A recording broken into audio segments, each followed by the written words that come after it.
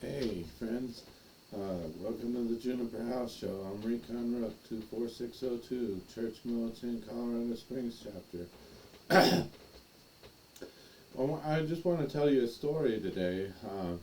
This is my favorite story to ever tell anyone, and I never get to tell anyone, even at lunch and stuff. When you're like, "Oh, dude, I gotta tell you this," it takes kind of a long time, and most people don't pay attention, and they don't have the same joy that I have in saying it and stuff. Um, but it starts out um, in well, growing up, my dad, he could do almost anything. He and my mom met in the Air Force, enlisted, repairing F-15 fighter bomber jets, and knowing my mom's mechanical skills, my dad probably did most of the work and stuff. But my dad could do anything, man. He was a roughneck offshore on the oil rigs. He worked in the mailroom at the embassy in Norway. He he worked for the health department in New Jersey with rabid raccoons and stuff. And he worked as a postman. He worked he was a part-time blackjack dealer at one time. But this story takes place in about 2006. My mom and dad split up, um, and my mom divorced my dad in when I was about 15 or something, and eventually he moved down south to his hometown of Slidell, Louisiana, which is right outside New Orleans. And at this time, my dad was working as a tour guide in the French Quarter, New Orleans, driving a horse carriage. He had to study this French Quarter and do some research about it in order to give the tour to the tourists and stuff. But growing up, I was in my 20s when in I was born in 1980, so I was in my 20s around this time. um, and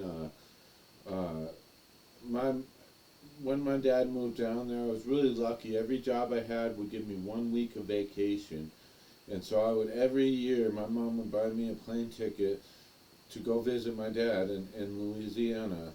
Um, I was I don't know why my brothers and stuff never did any, or my sister never took that opportunity to also do that, but I got to visit my dad for about 10 years before he died, when he lived in Louisiana. But this particularly, I think it was 2006 or 2004 or something around then. He was driving a mule carriage in the French Quarter of New Orleans, and I flew down there, visited him, and he took me to work. He said, I got to go to work, and we go to the French Quarter, about 45-minute drive into New Orleans, and we're at the stables. He hooks up. All the other carriage drivers wanted Mercedes the horse, because Mercedes was really good at taking commands and stuff. But my dad got there late, so he got Chumby, the secondhand donkey, and Chumby was very stubborn. My dad had to really yell to get him to go, "Get up there, Chumby! Ha ha!" Really yell at Chumby to move. And he takes me to Jackson Square in New Orleans and lines up with the other horse carriages. And he says to me, um, just be back here at 2:30 or something, right? This is about 8 in the morning. And I go up to the River Walk, which is 2 blocks from there. It's right along the river of New Orleans. And I see all these barges and ships and tall buildings and a bridge and really cool landscape. And I have a disposable camera like we had back then, and you crank it, you take the picture, and then I take it to the grocery store um, when I'm done with my vacation, and they develop the pictures and stuff. And there's this homeless guy sleeping on the bench next to me, and I said, "Hey, guy, can you take my picture?" I was afraid I was very timid those years of my life, a lot of spiritual darkness and stuff. So I was afraid this guy would just run off with my camera. It's a disposable camera, kind of irrational fears. But he takes my picture, hands my camera back, and I think that's a really cool gesture. So I give him $5, right? And this guy starts telling me, he's like, "Hey man, you're in New Orleans. Everybody's trying to hustle you. If someone tells you where your shoes at, just tell them they're on your feet and get out of there," right? And at this time, I'm just freaking out in my mind, like, oh, I got to get away from this dude. This guy's crazy, right? That's how I felt. I was so afraid, like, I don't know, dude. I buzzed out of there. Sure enough, like at about 11 o'clock, um, I'm coming out of a music store. They used to have music stores where they sell CDs, and I'm looking at the posters on the wall, thinking, "Wow, I'd love to see these concert shows that are showing in New Orleans and stuff." But I lived in Colorado Springs, and I come out of the music store. I take 2 steps, and this enormous black guy squirts like sunblock on my shoes. It smelled like sunblock, and he's just buffing them with a rag or something, right? Saying, "Where your shoes at? Where your shoes at? It's 2 for 10, 2 for 10. I got change, right?" And he's talking real fast, and I'm freaking out in my mind. This man totally eclipsed me as a man. He was like at least 6'4", like 300 pounds, and I'm freaking out, thinking, "Oh shit, this is exactly what that crazy homeless guy was saying. What do I do? What do I do?" And I couldn't remember what he was saying and stuff. And I'm like, okay, I'm gonna reach in my hand, give this guy $1 and run away. Right? That was my plan at the moment. And all I had about $100 in 20s in my pocket. And so I'm like, okay, well, this guy did say he has change. I'm gonna give him a 20 and ask for $19 change, right? So I give him the 20, and before I can even say a word, he says 2 for 10, 10 for the shoe shine, 10 for the lesson, and he walks off, right? And this couple behind me says, "Did you just see that guy get hustled?" Right?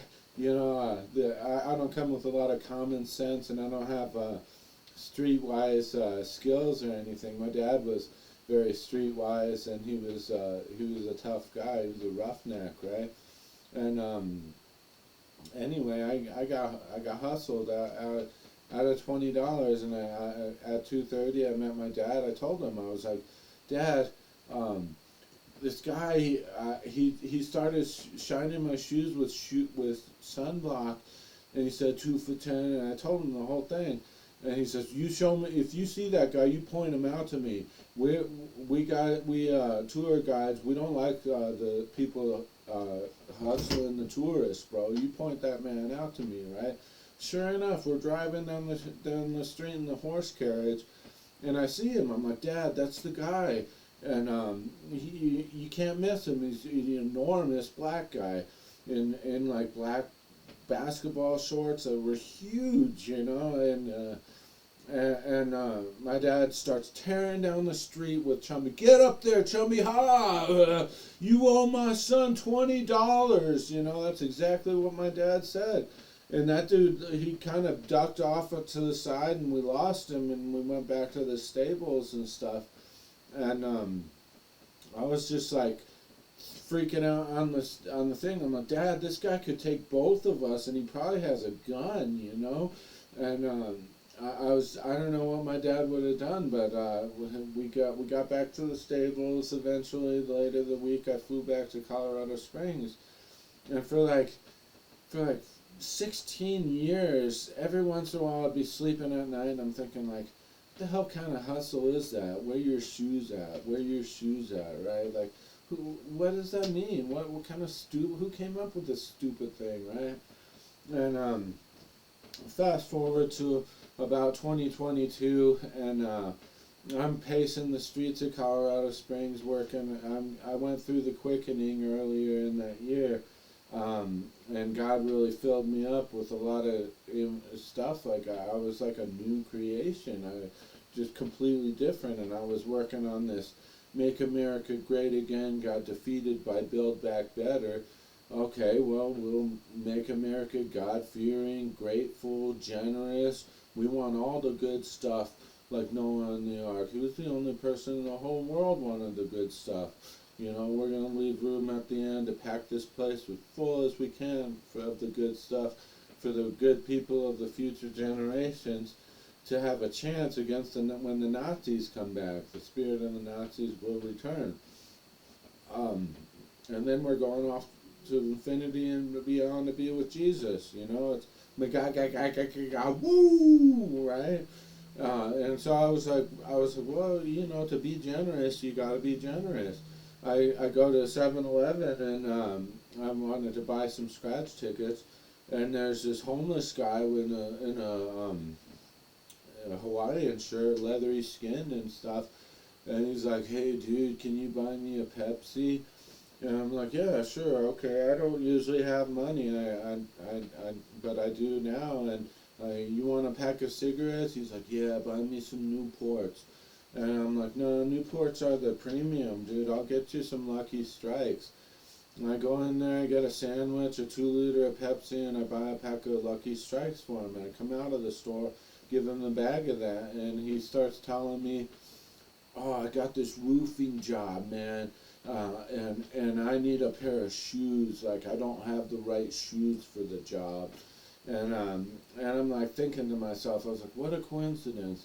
I bought these shoes right across the street from where I was at that thrift store, and I felt guilty buying these shoes. They were like New Balance, totally fresh New Balance shoes, and someone had donated them to that thrift store. And I was like, man, somebody paid like $60 for these shoes, and I'm buying them for $7. You know, I felt guilty actually buying them.